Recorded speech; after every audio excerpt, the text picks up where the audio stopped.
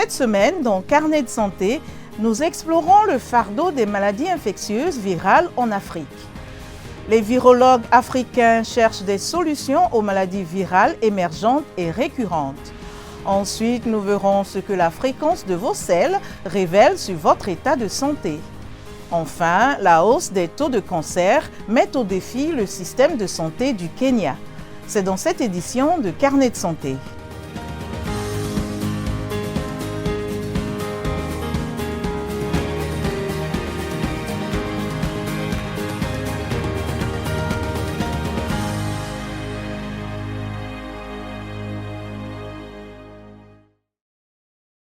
Bonjour à tous, merci de nous rejoindre pour une nouvelle édition de Carnet de santé. Les infections virales sont une source d'inquiétude à l'échelle mondiale. Selon les rapports de l'Organisation mondiale de la santé, les infections émergentes telles que la COVID-19 deviennent de plus en plus fréquentes, tandis que des défis persistants comme le VIH et l'hépatite restent répandus, particulièrement dans les pays à revenus faibles et intermédiaires. L'urbanisation, le changement climatique et les voyages internationaux en sont partiellement responsables, affirment les experts.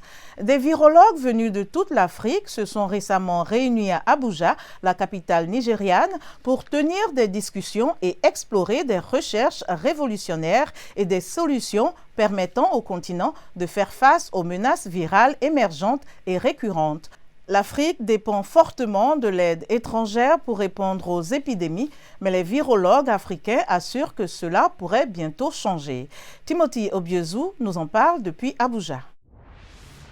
Avec deux épidémies virales majeures, Marburg et Mpox, en Afrique cette année, les enjeux de cette conférence africaine de 3 jours sur la virologie ne pourraient être plus élevés.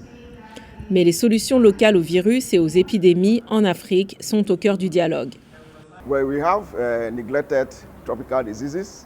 Nous avons des maladies tropicales négligées, un certain nombre de virus qui sont importants. Ils émanent du continent, donc vous découvrez que l'attention des pays occidentaux n'est pas aussi concentrée que nous l'attendions. Normalement, ils disent que l'Afrique a des ressources restreintes ou limitées. Maintenant, nous avons réalisé que nous avons beaucoup de ressources et que nous pouvons exploiter nos propres ressources internes. Il s'agit du deuxième sommet du réseau des virologues africains, AVN, depuis son lancement en 2019. L'objectif, fournir une plateforme unifiée pour que les virologues africains collaborent, présentent leurs recherches et abordent des problèmes communs. La conférence vise également à promouvoir les solutions révolutionnaires de l'Afrique en matière de virologie, y compris le développement de vaccins pour la santé mondiale. Dans cette conférence, nous avons un certain nombre de présentateurs qui sont des Africains travaillant en Amérique dans des laboratoires européens. Donc, les virologues africains contribuent à l'effort mondial. Nous formons de nombreux jeunes virologues pour qu'ils se lancent dans ce domaine, pour que dans un avenir proche, nous puissions produire nos propres vaccins et exporter même vers des pays étrangers. Les participants considèrent que la conférence arrive à point nommé car de nombreux pays africains ont souvent du mal à répondre aux épidémies en raison des ressources limitées, de systèmes de santé défaillants, de la dépendance au système international pour les vaccins et de l'inégalité de l'accès aux vaccins à l'échelle mondiale. Les experts affirment que le changement climatique et les conflits ont exacerbé la propagation des maladies et entravent parfois les réponses. En 2024, l'Afrique a enregistré plus de 34 000 cas confirmés et suspects de Mpox et plus de 850 décès. Adewale Tomori, professeur de virologie, estime que l'Afrique doit miser sur la prévention des maladies plutôt que sur leur contrôle. Ce sommet est évidemment très important pour l'Afrique. L'Afrique est actuellement au bord du gouffre. Le monde vient à nous très tard, alors que l'épidémie s'est répandue dans tout le pays. Et je pense que c'est notre rôle en tant que virologues. Nous devrions nous concentrer sur la prévention plutôt que sur le contrôle de ces épidémies. Selon M. Adikou, les virologues africains s'efforcent de mettre au point des vaccins qui proviennent de matières biologiques locales, comme les insectes, et qui peuvent s'adapter au climat de l'Afrique. Selon Adikou, si les gouvernements et le secteur privé financent davantage la recherche, l'Afrique aura un avenir sûr.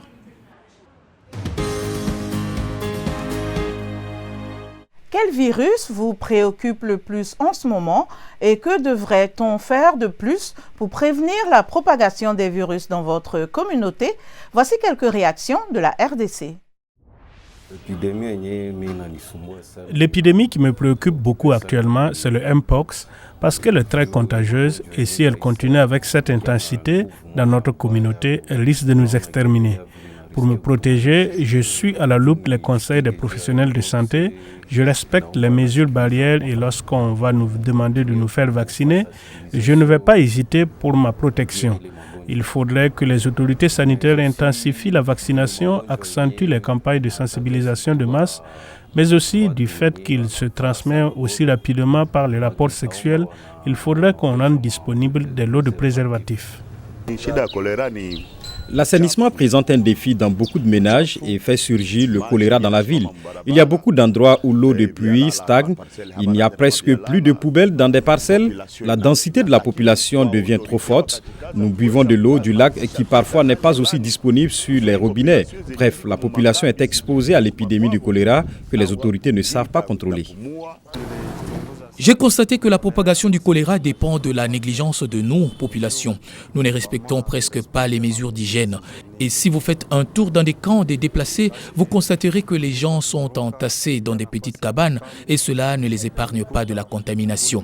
Pour me protéger de cette épidémie, je fais de mon mieux pour toujours respecter les mesures d'hygiène, comme me laver les mains chaque fois après la toilette ou avant de manger. Lorsqu'il y a beaucoup de poussière que les gens sont censés respirer, ça cause de la grippe. Mais cette épidémie devient inquiétante à Goma suite aux maisons en chantier qui sont presque partout. Dans chaque avenue, il y a des maisons en pleine construction et lorsque le vent souffle, c'est de la poussière qui en ressort. Les habitants jettent aussi des restes des matériaux de construction comme du ciment un peu partout et cela fait que la grippe devienne une épidémie actuellement. Le choléra devient menaçant dans la ville à cause des difficultés à respecter les mesures d'hygiène. Nous n'avons pas d'eau pour garder nos enfants propres après leurs besoins. Ils mangent aussi souvent sans même se laver les mains et c'est pourquoi ils sont atteints du choléra. Le docteur Zioudou Orissa est interniste et spécialiste des maladies tropicales et infectieuses à l'Université Arsi d'Éthiopie. Il discute des facteurs environnementaux, sociaux et économiques uniques qui contribuent à la propagation et à l'impact des maladies virales.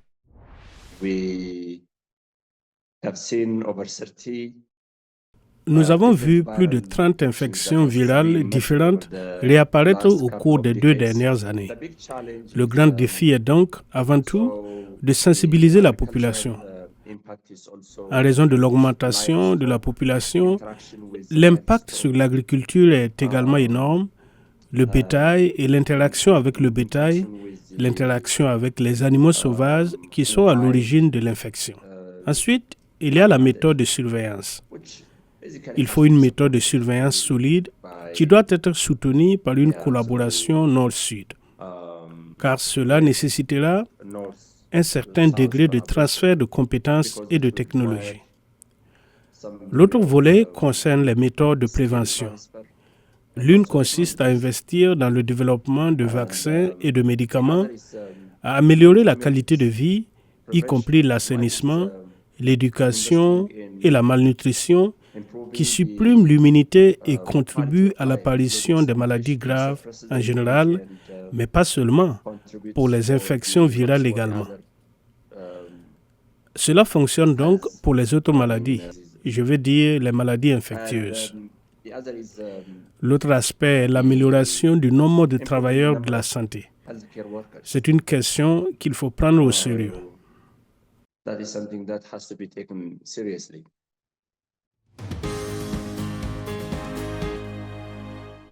La fréquence de nos selles a-t-elle un lien avec notre état de santé général? La réponse est oui, selon une étude américaine. Une fréquence élevée associée à une inflammation intestinale et à une faible diversité du microbiote peut indiquer un mauvais état de santé. À l'inverse, une faible fréquence des selles est liée à des risques accrus de maladies rénales, neurodégénératives et à l'accumulation de toxines nocives. L'étude, menée sur près de 4000 participants en bonne santé, a également révélé des disparités selon le genre et l'âge. Les femmes, bien qu'ayant un régime riche en fibres, sont plus sujettes à la constipation, tandis que les jeunes et les hommes présentent plus fréquemment des épisodes de diarrhée. La santé mentale joue aussi un rôle. Les antécédents familiaux de dépression ou d'anxiété sont liés à des troubles du transit. Les experts recommandent de consommer des fruits et légumes, rester hydraté et pratiquer une activité physique régulière pour favoriser un transit intestinal sain. Le cancer est en train de devenir l'une des principales causes de décès au Kenya, où le nombre de diagnostics de cancer connaît une hausse alarmante. Pourtant, malgré les progrès réalisés dans les traitements médicaux, le parcours de guérison reste entravé par deux obstacles majeurs, la stigmatisation et la pauvreté. Comme beaucoup de personnes au Kenya, Speranza Maina a nié le diagnostic de cancer du sein, le cachant à sa famille pendant des mois, retardant ainsi le traitement essentiel. Mais le fardeau émotionnel n'était qu'une partie de son combat. Où trouver de l'argent? Parfois même, quand vous appelez quelqu'un, il ne répond pas. Chaque séance de chimiothérapie coûte 35 000 shillings kenyans, soit plus de $280. Un prix trop élevé pour de nombreux patients au Kenya. Selon un récent rapport de la Banque mondiale, la plupart des cas de cancer sont diagnostiqués à un stade avancé, ce qui laisse peu de choix de traitement aux familles et les pousse souvent à s'endetter lourdement. La stigmatisation aggrave le problème. Au Kenya, de nombreuses femmes craignent de demander un diagnostic pour des problèmes liés à leur santé reproductive en raison de la stigmatisation. Elles craignent la façon dont elles seront perçues et évitent souvent d'aborder ces questions avec leur famille. Le ministère kényan de la Santé impute la hausse du nombre de patients souffrant du cancer au manque d'exercice physique, à l'abus d'alcool et au tabagisme. Malgré les difficultés, Speranza garde espoir. Elle a trouvé du soutien auprès de Muthoni Maina, une autre survivante du cancer qui a lancé ce qu'elle appelle un café du cancer. Il s'agit d'un espace sûr où les patients peuvent parler et trouver du soutien. Cet espace a pour but de rassembler les femmes pour qu'elles se soutiennent mutuellement et partagent des informations crédibles en normalisant ces conversations. Nous pouvons lutter contre la stigmatisation entourant le cancer. Muthoni estime qu'il est essentiel de favoriser un dialogue ouvert au sein des communautés pour sensibiliser au cancer du sein et du col de l'utérus, en particulier dans les zones où la stigmatisation prévaut encore. C'est tout pour aujourd'hui. Pour plus d'informations sur la santé, les percées dans le monde médical et aussi des conseils pour votre bien-être, restez connectés sur voaafrique.com. En attendant de se revoir la semaine prochaine, je vous souhaite de rester en bonne santé. À bientôt.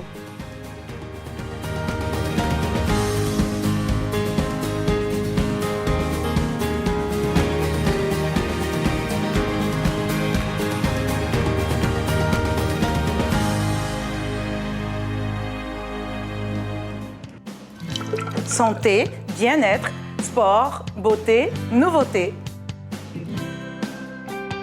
Carnet de santé est l'émission hebdomadaire qui vous veut du bien. Des chroniques, des reportages, des témoignages recueillis sur le continent et ailleurs. Chaque semaine, je vous donne rendez-vous pour une consultation avec nos experts. Carnet de santé vous donne la parole pour leur poser vos questions et recueillir leurs conseils. De Washington, Linor Moudou vous propose Carnet de santé, votre nouvelle émission de santé de la Voix de l'Amérique. Washington Forum, le rendez-vous hebdomadaire de VOA Afrique à ne pas manquer. Chaque semaine, nous sommes ensemble pour 30 minutes pour décortiquer les grands sujets qui font l'actualité. Avec nos analystes et nos reporters, nous allons au fond des choses. Politique, économie, société, culture. Nous posons le débat et nos analystes sont là pour apporter l'éclairage. Washington Forum, c'est aussi vous, le public. Vous pouvez participer en réagissant au thème de la semaine sur nos réseaux sociaux. La rédaction de VOA Afrique vous donne rendez-vous sur ses chaînes partenaires, son site voaafrique.com et sur ses plateformes numériques pour prendre part à ce forum réalisé dans nos studios à Washington. À très bientôt dans Washington Forum.